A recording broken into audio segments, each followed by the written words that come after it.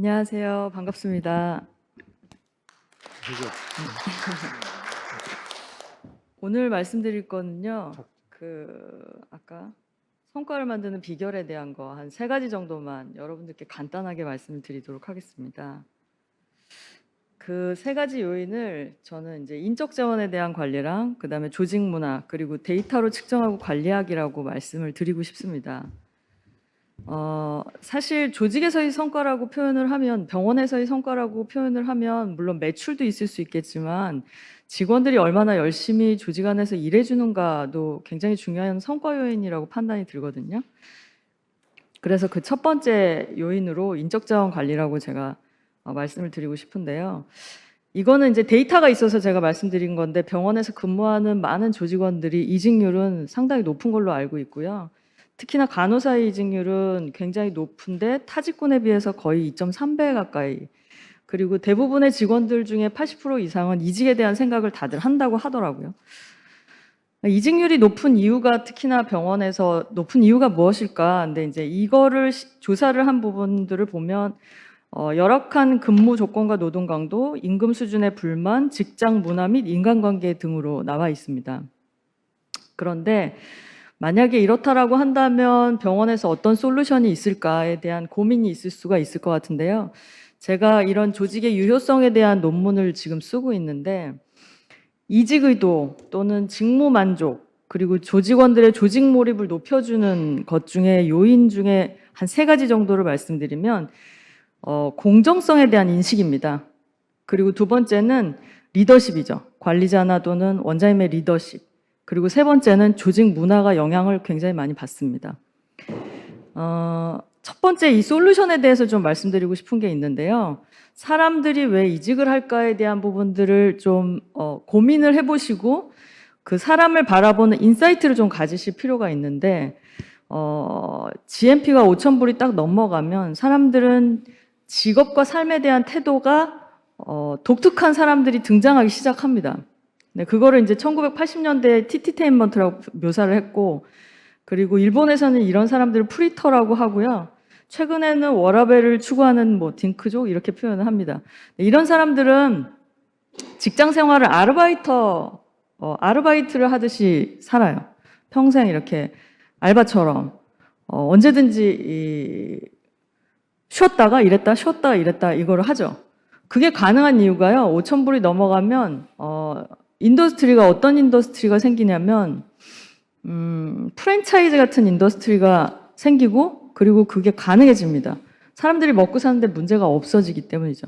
그래서 알바처럼 일을 해도 평생 문제가 없어요.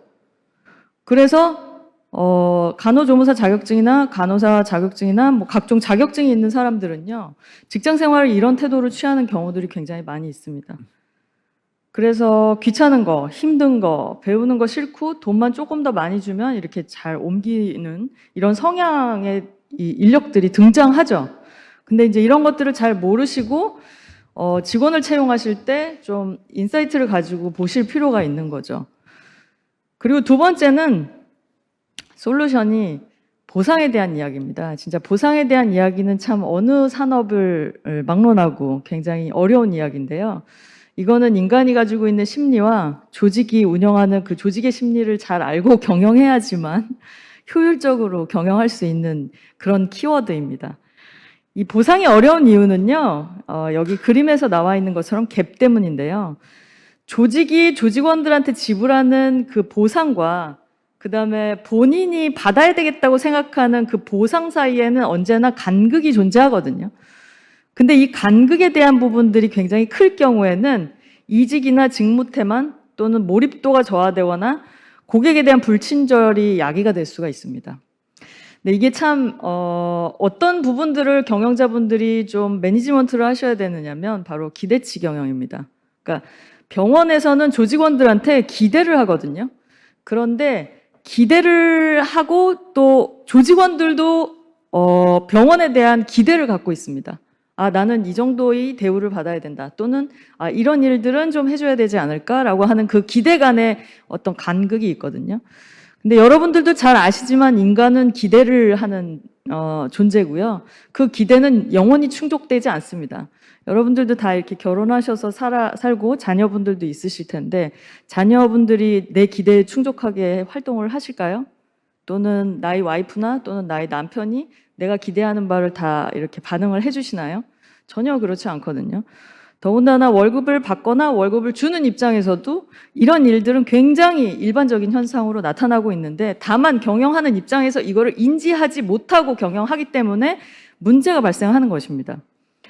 네, 해답의 첫 번째는요, 공정성을 터치해야 된다는 겁니다. 그러니까 직원들은요, 세 가지 공정성에 대한 이슈에 대해서 굉장히 민감하게 반응을 하는데 첫 번째는 분배 공정성입니다. 그리고 두 번째는 절차 공정성, 세 번째는 상호작용 공정성인데 특히 병원 직원분들은 분배 공정성에 대한 민감도가 상당히 높습니다.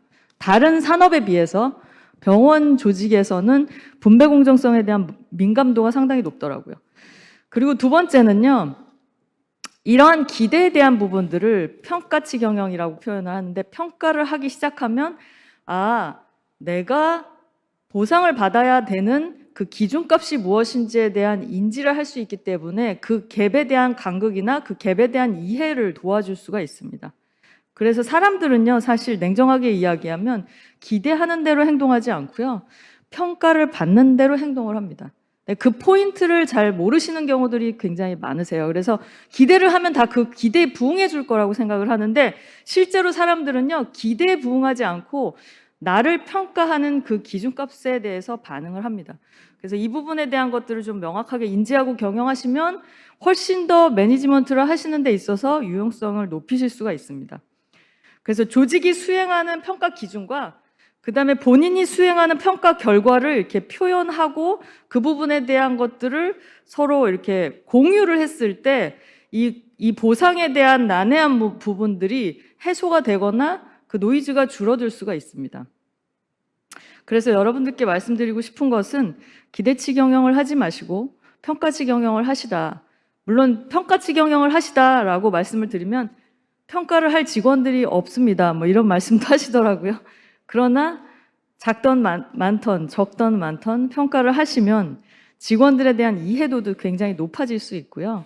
직원들이 무엇을 해야 하는지를 깨달을 수 있게 됩니다. 사람들은 원래 기대하는 대로 행동하지 않고 평가받는 대로 행동한다라는 거죠.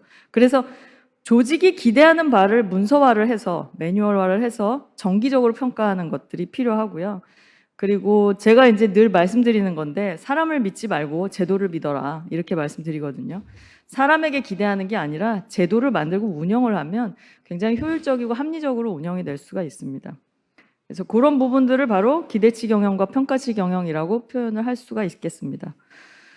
그리고 두 번째는 성과를 만드는 그 핵심적인 요인은요, 조직 문화. 다르게 말하면 분위기라고 표현할 수 있을 것 같아요. 사람들이 처음에 입사를 딱 하면요, 한 이틀 안에 분위기 파악을 다 합니다. 그 조직이 가지고 있는 분위기를. 근데 이거를 조직 문화라고 제가 표현을 하는데, 조직 문화를 만드는 요인은 두 가지가 있는데요. 하나는 그 개인 구성원이 가지고 있는 태도입니다. 직원 간에 업무적으로 갈등을 일으키는 사람들이 있고요. 그리고 또 이거 제가 이제 좀 원색적으로 곤조라고 표현을 했는데, 그리고 성실하지 않은 사람들이 있습니다. 근데 이런 성향들이 조직 문화를 좀 나쁘게 만들죠. 그리고 두 번째는요, 조직 문화를 만드는 두 번째 요인은 사람과 사람들 간에 이루어지는 어떤 관행이나 습관들이 있습니다. 그게 형성이 되어 있으면 그거 역시 또 조직 문화를 나쁘게 만들죠. 책임을 전가하는 태도나 또는 성실한 사람들이나 능력 있는 사람들이 나가는 것도요, 이것도 습관이 됩니다. 그런 사람들이 나가기 시작하면 능력이 있는 사람들만 나가요. 이게 이제 문화라고 자리를 잡게 되죠. 그리고 정보 전달이 안 되거나 소통이 안 되는 부분, 그 다음에 부서 간의 장벽이 있는 이런 분위기나 관행들이 문화로 자리 잡을 수가 있습니다. 문화는 이제 단계별로 진화를 하는데요. 1단계는 갈등이 많고 그 다음에 문제가 계속 반복되고 해결이 되지 않는 문화를 가지고 있는 단계입니다. 그 다음에 두 번째 2단계는 어떻게든 하려고 노력을 하는데 그러나 겨우 유지하는 그냥 생존 단계의 문화죠. 그 다음에 세 번째 단계는 자기 나름대로가 아닌 어떤 원칙이나 제도, 이런 시스템으로 운영되기 시작하는 단계입니다.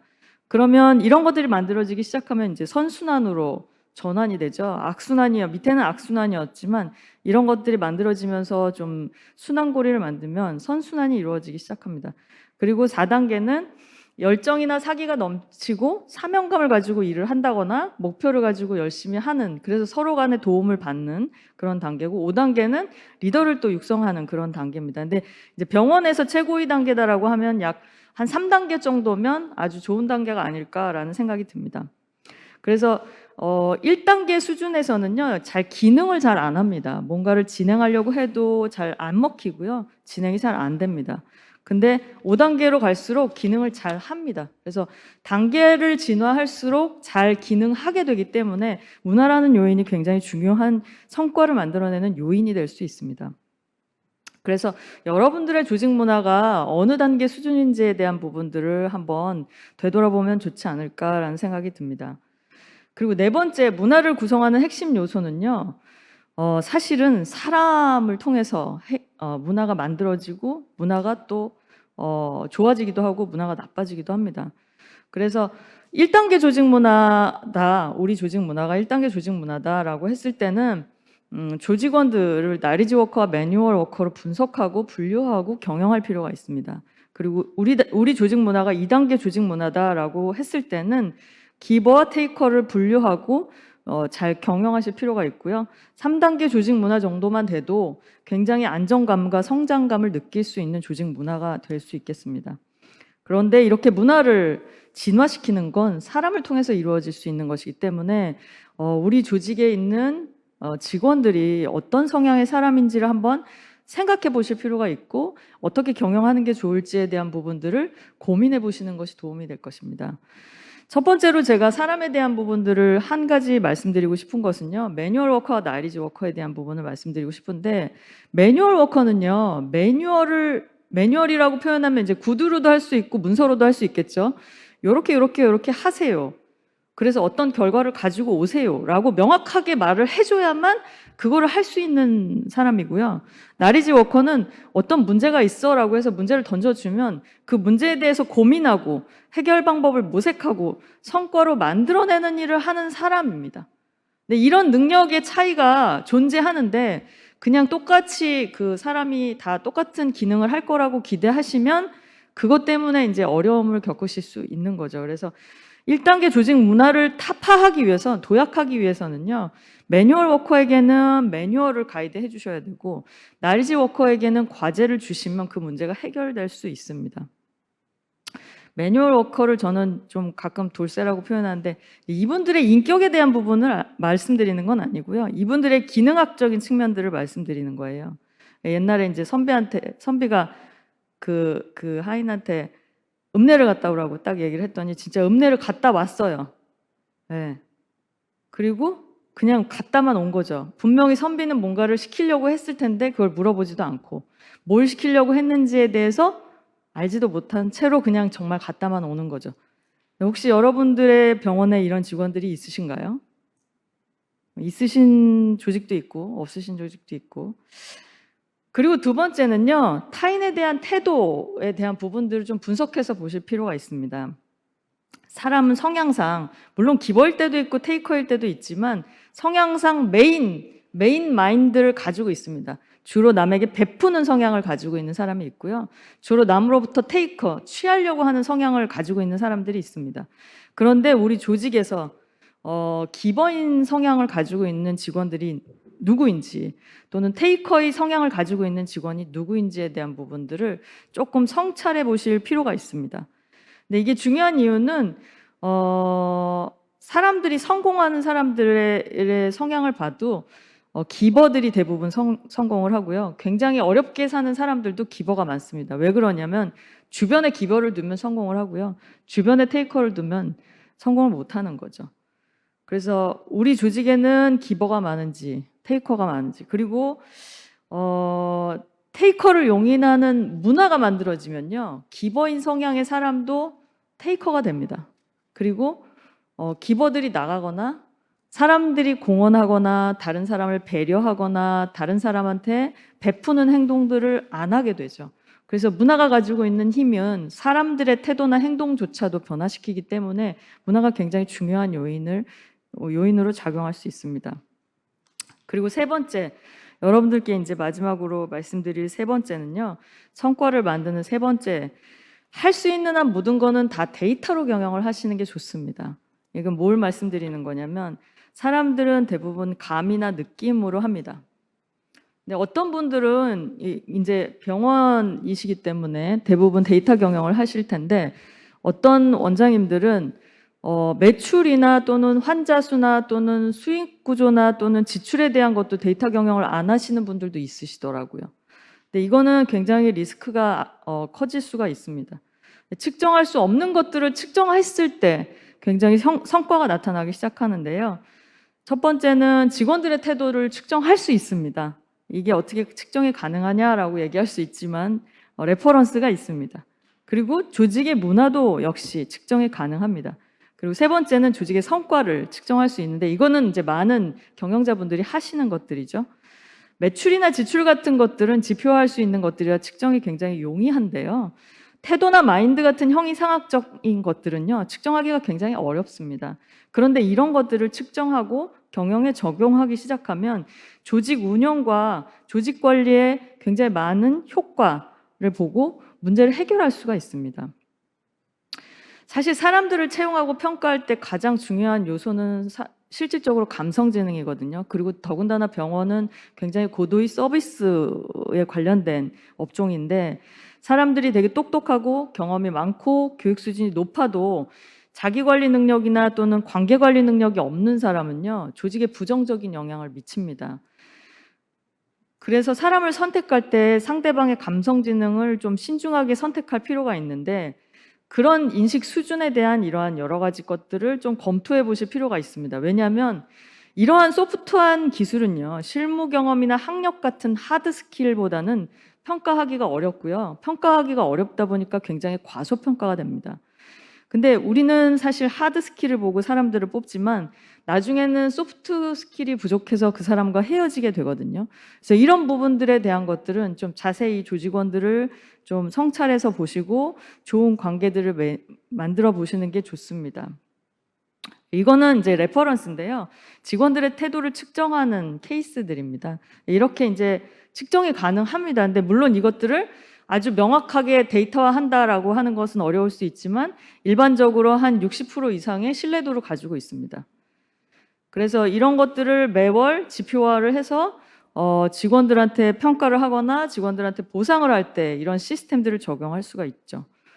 그리고 조직 문화도 측정을 할 수가 있습니다. 요인은 한 7가지 정도, 다양한 그 프로토콜이 있지만 한 7가지 정도로 조직 문화를 측정할 수 있는 기준값이 있습니다. 그래서 조직 문화를 이렇게 진단을 해보면 조직이 가지고 있는 약점과 강점 같은 것들을 비교해서 볼 수 있고요. 그리고 이런 것들을 통해서 자기 조직이 가지고 있는 강점이나 자기 조직이 가지고 있는 약점을 보완해서 개선해 나갈 수가 있습니다. 그러면 조직의 상태 그리고 조직이 어떻게 앞으로 변화시켜 나가야 될지에 대한 부분들을 좀 인사이트를 갖게 될 수 있습니다. 네. 여러분들께 이제 말씀드리고자 하는 내용은 대체적으로 다 말씀을 드린 것 같고요. 첫 번째는 인적 자원 관리, 그 다음에 이제 두 번째는 뭐였더라? 갑자기 기억이 안 나는데 뭐였죠? 인적 자원 관리와 조직 문화, 그 다음에 세 번째는 데이터로 경영하는 것에 대해서 말씀을 드렸습니다. 셋째, 조직의 성과를 측정하는 거는 아마 여러분들께서 잘 하고 계시는 걸로 알고 있습니다. 매출 데이터나 환자 데이터 또는 컴플레인 데이터, 지출 데이터 이런 것들은 여러분들께서 아마 잘 하고 계실 걸로 보여집니다. 이런 식으로 많은 것들을 데이터화하기 시작하면 측정할 수 있으면 모든 것들을 예측하거나 또는 관리할 수가 있습니다. 그래서 여러분들께 이런 것들이 조직의 성과를 만드는 데 도움이 될 수 있다라고 하는 것들을 안내해 드리고자 말씀을 드렸습니다. 요거는 저희 연구소의 번역서고요. 그리고 저희 연구소의 이 웹입니다. 그래서 필요하실 때 도움을 청하시면 도와드리도록 하겠습니다.